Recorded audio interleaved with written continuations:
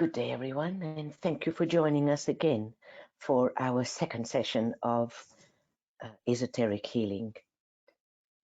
We will continue from where we left off last month, and our theme was Christ and healing.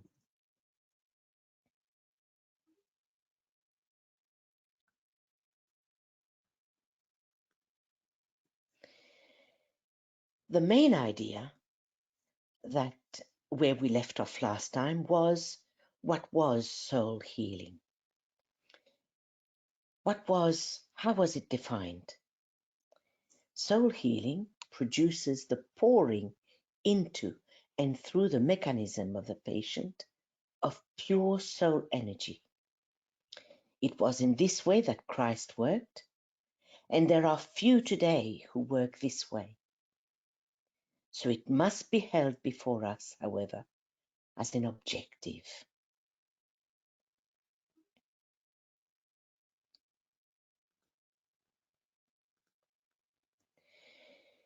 Let's have a look at where Christ is placed in the hierarchy. As you know, Sanat Kumara is the Lord of the world. But underneath him, his right hand, is the Christ. He's the head of hierarchy.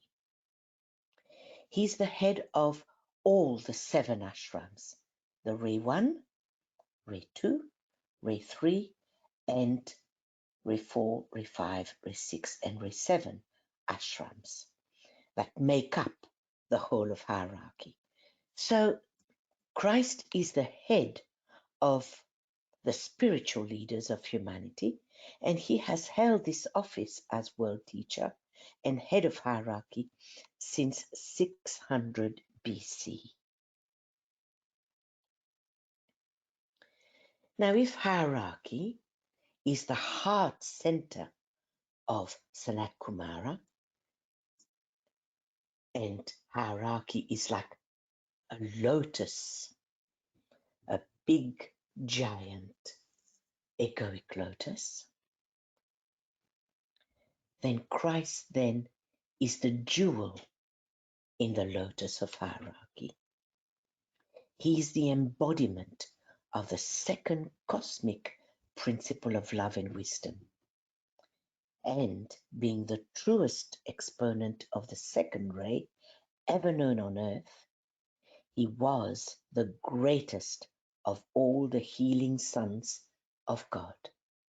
So this is why we need to follow in his footsteps. So Christ is the world healer and savior.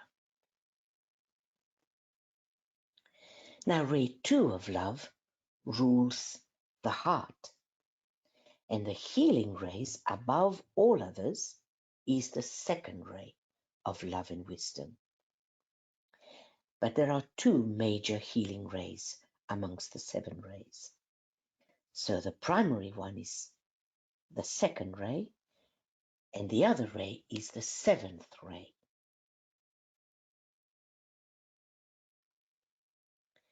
And in the Garden of Gethsemane, 2,000 years ago, a new vision dawned upon the Christ consciousness as he identified with the divine intention of the Lord of the world. Sanat Kumara is the prototype of all world saviors. He decided back in the darkest night of time, he decided to create this planet of ours for strictly redemptive purposes. So therefore, Christ in the Garden of Gethsemane identified with the mind of the Logos. He knew what was his purpose. And that purpose was the salvation and the redemption of all the souls and all the souls within the forms. So which means not only humanity, but also the soul aspect in the lower kingdoms as well. So that's a huge project that he took on. So Christ, being the embodiment of the second cosmic principle of love, and seeing that unique opportunity offered to the planetary Logos through the alignment of the constellations, Christ, as head of hierarchy, seizes this opportunity as well. And we will see in part 2, in the next session, what we mean by the alignment of the constellations. We won't go through that at the moment. So he is preparing himself to reappear as the leader of the Aquarian age. He prepares himself to reappear, to bring more teachings to humanity, so as to move the evolution of the soul forward, the evolution of consciousness forward. So Christ, therefore, is the forerunner of the Aquarian age. And at the 2025 conclave, which is not far, it's only 4 years away, he'll most likely announce the date and the first stage of externalization of the ashrams to be involved.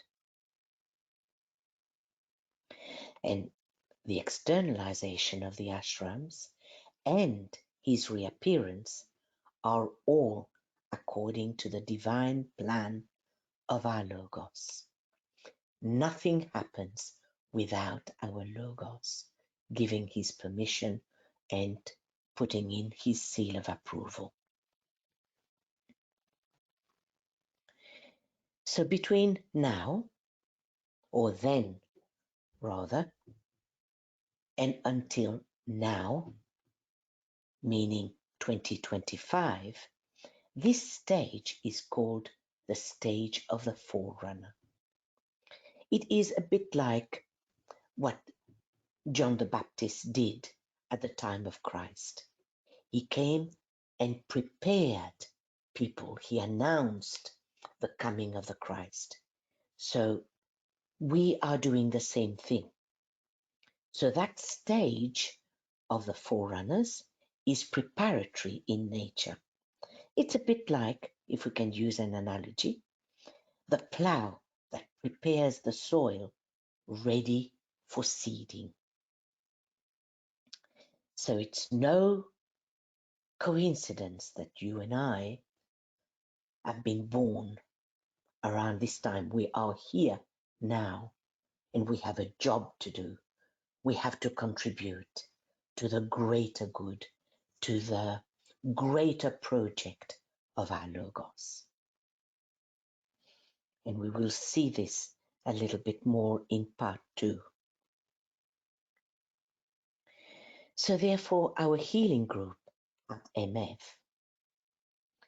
aims at offering itself as a chalice, an instrument of service to hierarchy for the healing of the soul of humanity as we till the field of men's minds and hearts to be receptive to the seed of Christ consciousness. And this ends then part 1 of our introduction to esoteric healing. So I will then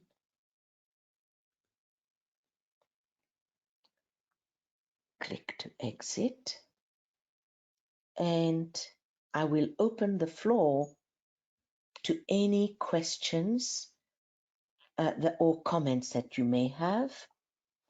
And also we will introduce new people who have joined us today. Just a note to you all, there is in the handout section the PDF with all the slides that we did in the first session in July and this session. And if you have any questions, it might be good to go back through that. I'll just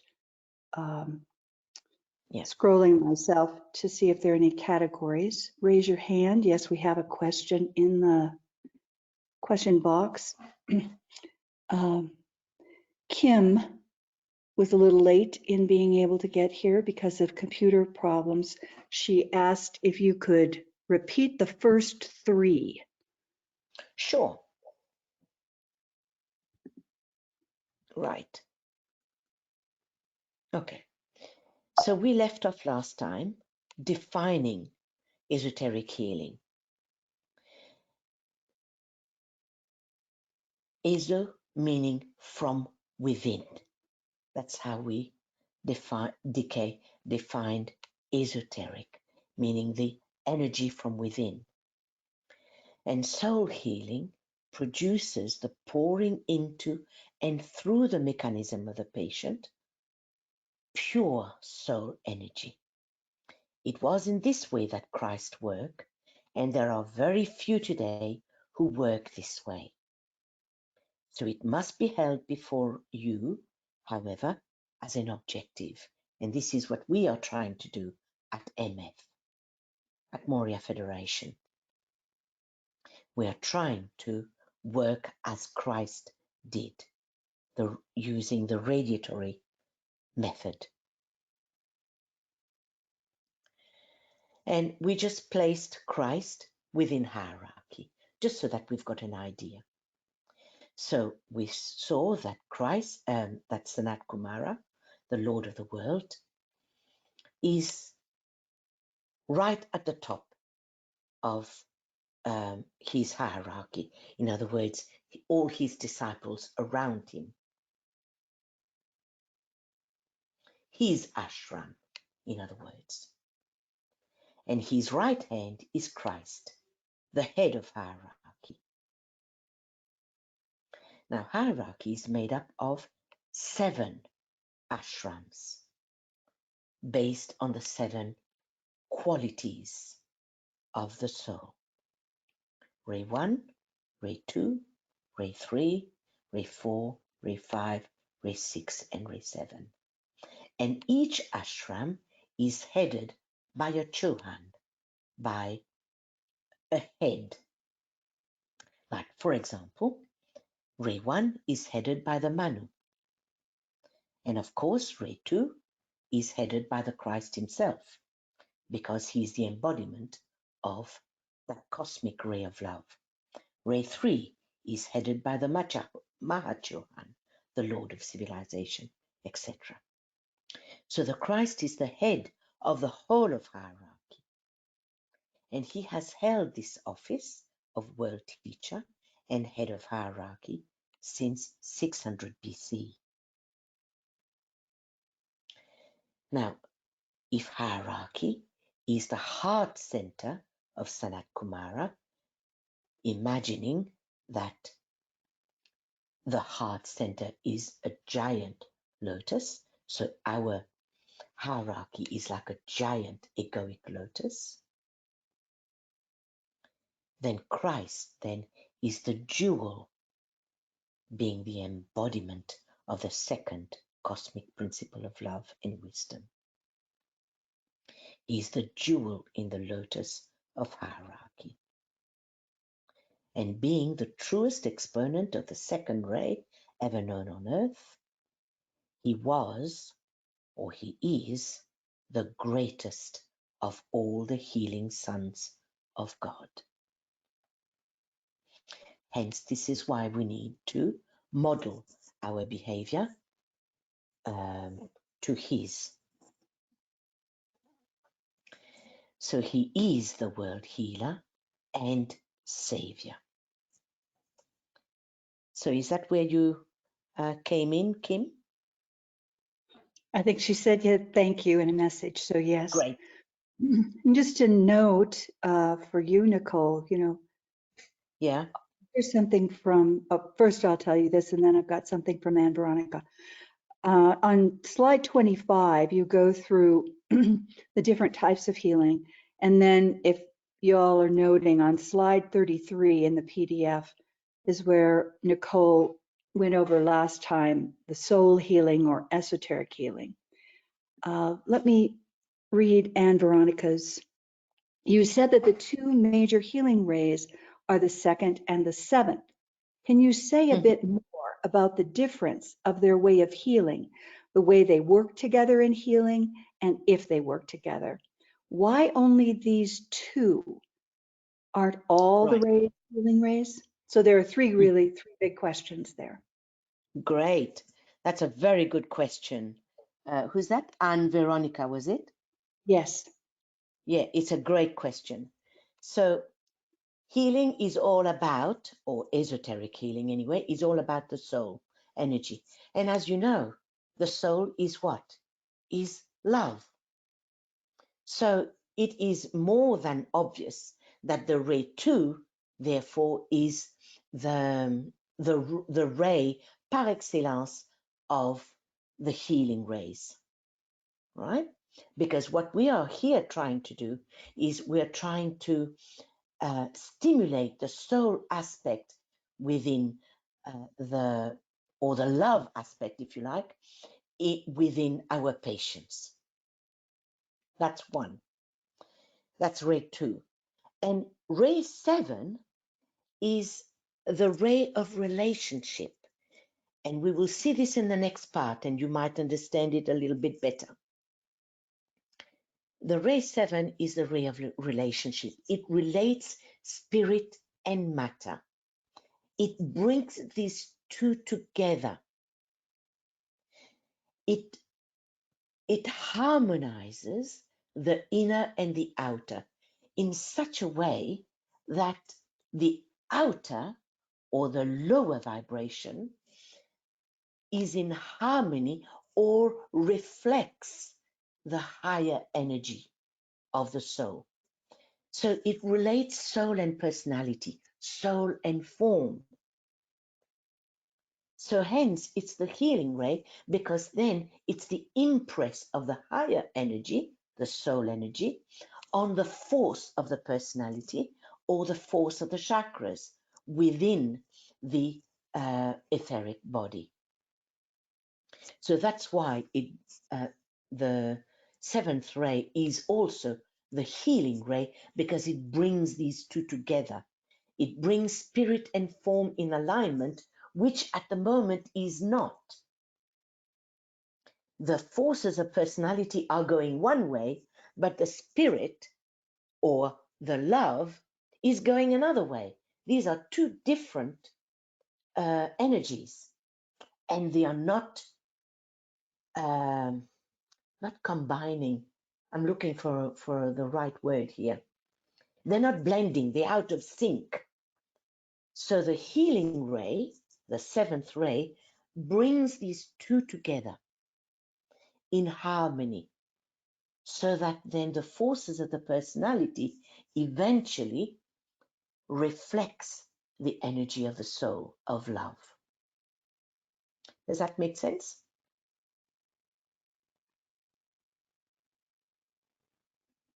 Apparently so. Good. All right. Let's think about slide 39 from the last session. And I wondered if anyone had any questions about how disease is defined according to the ageless wisdom. All right. Anne Veronica says thank you. Yes.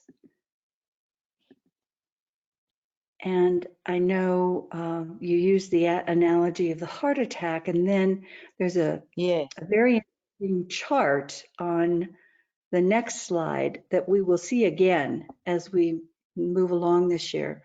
That might. Let me see. I'm in my PDF, so I've got to look and see what you got. Yes, that one. If that elicits any interest on the part of the group, if there's anything in there that from the different planes of consciousness, the higher mental down to the physical plane. This is something that many study for many years to begin to have a sense of how this works together. And again, sorry to interrupt, Jo. Go right ahead. just to perhaps use this slide to come back to Anna Veronica's question, right? Ideally, this plane of the lower mind, the astral and the etheric, they are meant to reflect the energy of the soul. But unfortunately, it's not so, as you know. So if esoteric healing is the pouring of soul energy into these bodies, but if they are not in sync with that higher vibration of the soul, so it's obvious then that these lower planes will offer like a blockage, a hindrance, will be therefore an obstacle in the energy flow of the soul.